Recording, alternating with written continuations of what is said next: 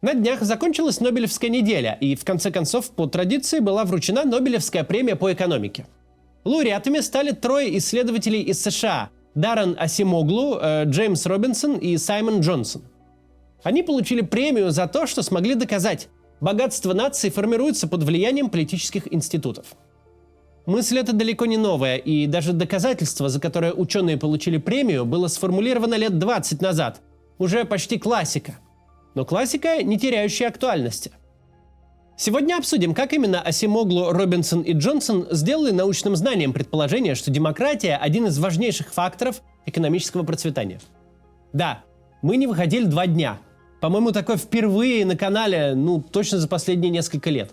Будем стараться больше такого не допускать, а сегодня выпустим 2 ролика. Возможно, завтра тоже. И, кстати, покупайте мою книгу в магазине «Эхо». Ссылка будет в описании, просто напоминаю. Давайте начинать про Нобелевскую премию.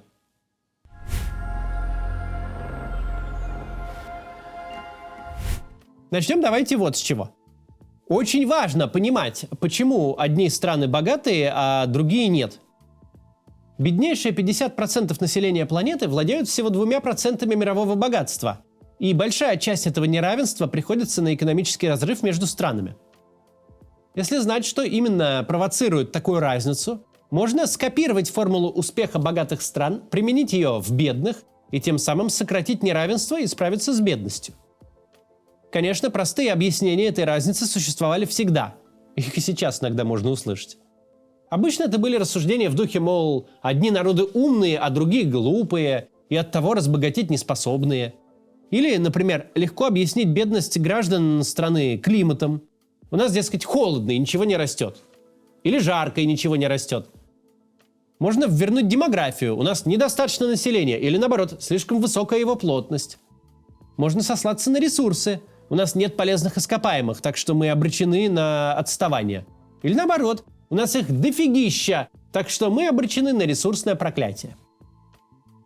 И другие разные, очевидные или наоборот, очень мудреные соображения. Но с научной точки зрения все не так просто. Неоклассическая модель экономического роста предсказывала, со временем бедные страны должны догнать богатые. В бедных странах ведь ресурсы дешевле, труд дешевле. Так что туда естественным образом должны приходить инвестиции, производство, и как следствие должен начаться экономический рост. Однако этого не происходит. И причины очень интересуют ученых. Дело в культуре?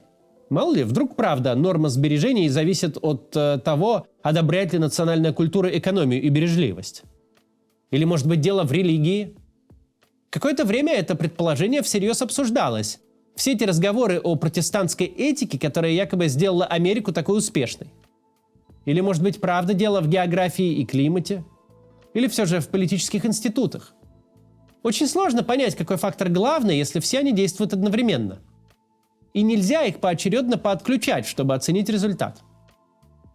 Остается только искать статистическую связь между предположительной причиной и предположительным следствием. И между демократическим устройством государства и быстрым экономическим ростом есть очень существенная положительная корреляция. Дальше поговорим о том, как работает корреляция в социальных науках, и вообще про, собственно, эту Нобелевскую премию поговорим, за что ее вручили.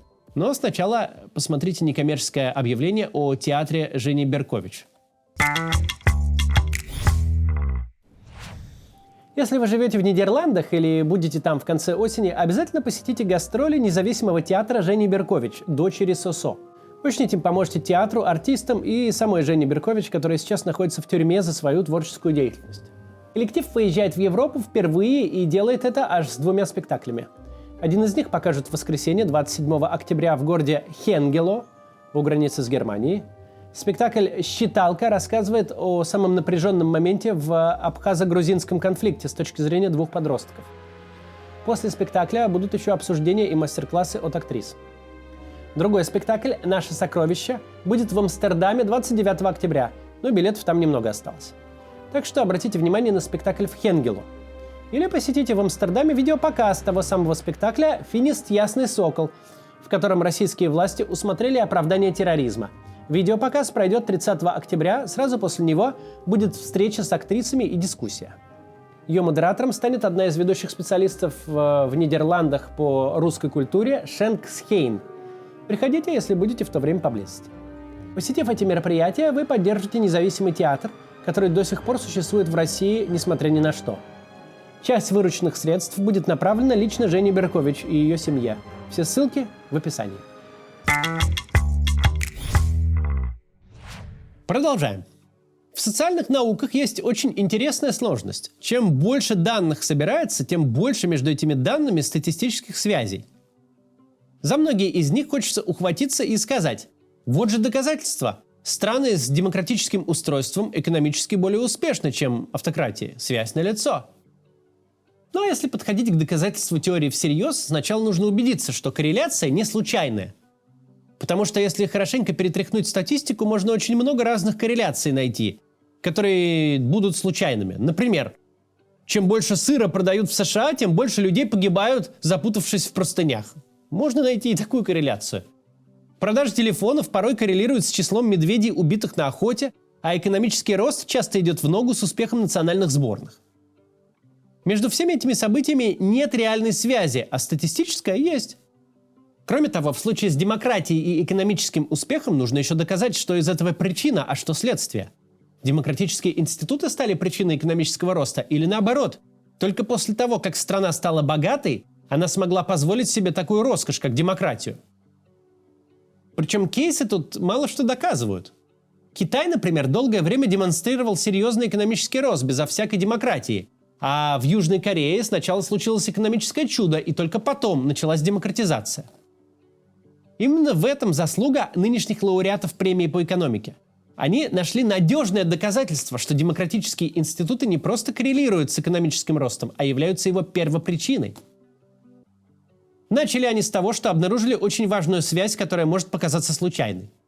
Они сравнили, как проходила европейская колонизация разных стран, и увидели, что чем выше была смертность колонизаторов, тем хуже сейчас экономическое положение бывшей колонии.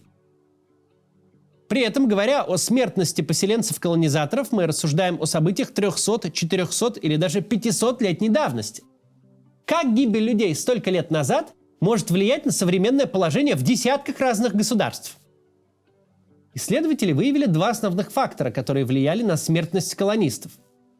Во-первых, местные болезни.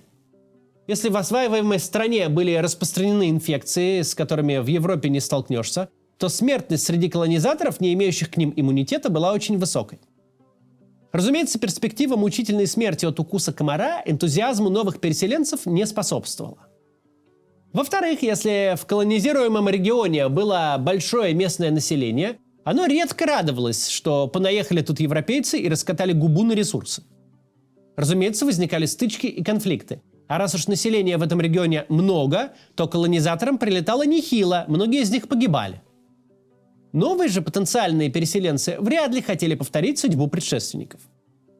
Так что места, где смертность была высокой, не могли привлечь много колонистов. Немного было желающих связать свою жизнь с гиблым местом, где тебя с немалой долей вероятности убьет или муха ЦЦ, или недоброжелательный абориген. Это не означало, что эти края были спасены от колонизации. Это означало, что такие земли в логике колонизаторов годились лишь для извлечения максимального количества ресурсов. Местных жителей обращали в рабство или контролировали другими способами. Ресурсы отправлялись в метрополию. В такие колонии ехали самые отчаянные, чтобы сколотить состояние и вернуться лет через 10 или 20, если повезет. В таких колониях европейцы создавали специальные институты для извлечения ресурсов из населения. А иногда такие институты уже существовали, обеспечивая доходы местных элит. Тогда колонизаторы такие институты поддерживали. Институты эти лауреаты нынешней Нобелевки называли экстрактивными, то есть нацеленными на извлечение ресурсов. За примерами далеко ходить не надо. Под определение подходит рабство, крепостное право, абсолютная монархия, авторитаризм. Они исключают большинство жителей региона из политической жизни и распределения доходов. Их роль – приносить выгоду элитам и колонизаторам. Не все колонии были устроены так. Были и другие места, где смертность колонизаторов была низкой, где не было никакой серьезной заразы, способной выкосить целое поселение европейцев за зиму. где было мало местных, и они не имели привычки стрелять отравленными дротиками из зарослей. Начать жизнь с чистого листа в таком месте для многих европейцев звучало как не такая уж и плохая идея. Таковыми были, например, территории Канады, США и Австралии. Туда приезжало много переселенцев и переезжало навсегда. Со временем их связь с метрополией становилась слабее. И вот они уже вовсе не хотели выкачать все до капли из своей собственными силами налаженной экономики, чтобы отправить ресурсы в Лондон. Из Европы переселенцы привозили в такие колонии представления о праве и правосудии, о частной собственности, создавали новые поселения на новой земле, чувствовали себя свободными и требовали признания этой свободы от зарождающихся государств. Там, где колонисты становились значительной частью населения, обычно устанавливались инклюзивные экономические и политические институты, которые вовлекали широкие слои общества в принятие политических решений, гарантировали право собственности не только элите, но и всем гражданам, стимулировали экономическую активность всего населения. Так ученые показали связь между смертностью европейцев в колониях сотни лет назад и тем, какие там сформировались институты – инклюзивные или экстрактивные.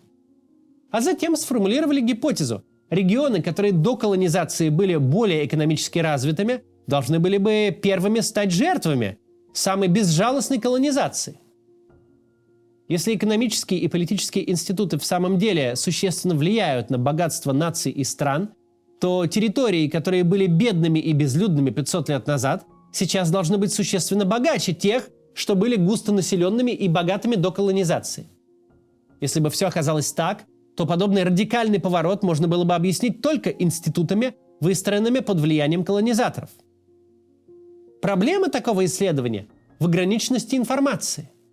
Легко найти данные по ВВП на душу населения в наше время. А в 1500 году как быть? До начала европейской колонизации никто такой статистики не вел. Но об экономическом успехе территории все же можно судить по косвенным данным, по урбанизации и по плотности населения. И исследователи эти данные нашли. Логика тут в следующем. В доиндустриальные времена численность населения прямо зависела от богатства страны. И еще более прямо богатство было связано с городами. Производительности сельского хозяйства должно было хватить, чтобы обеспечить едой и тех, кто работал на земле, и тех, кто живет в городах. Так что в начале 16 века города возникали только в относительно богатых регионах. И вот исследователи сравнили косвенные данные об экономическом развитии будущих колоний и ВВП на душу населения в этих странах в наше время. И получили надежное подтверждение своей теории. Корреляция оказалась существенной.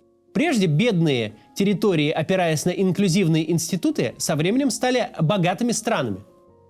А ресурсные территории с большим населением, городами и запасами природных богатств, истощенные экстрактивными институтами, теперь бедны. Казалось бы, как такое вообще возможно, что настолько давние события до сих пор влияют на нашу жизнь? Почему же плохие политические и экономические институты все еще имеют достаточно влияния, чтобы мешать целым регионам выбраться из нищеты? Почему бы просто не избавиться от экстрактивных институтов и не обзавестись инклюзивными? Тут давайте оговоримся, что институты эти формировались не только в тех местах, которые были колониями европейских стран. Бывшие колонии стали объектом исследований экономистов, потому что на них было легко показать и процесс формирования таких институтов, и динамику их развития.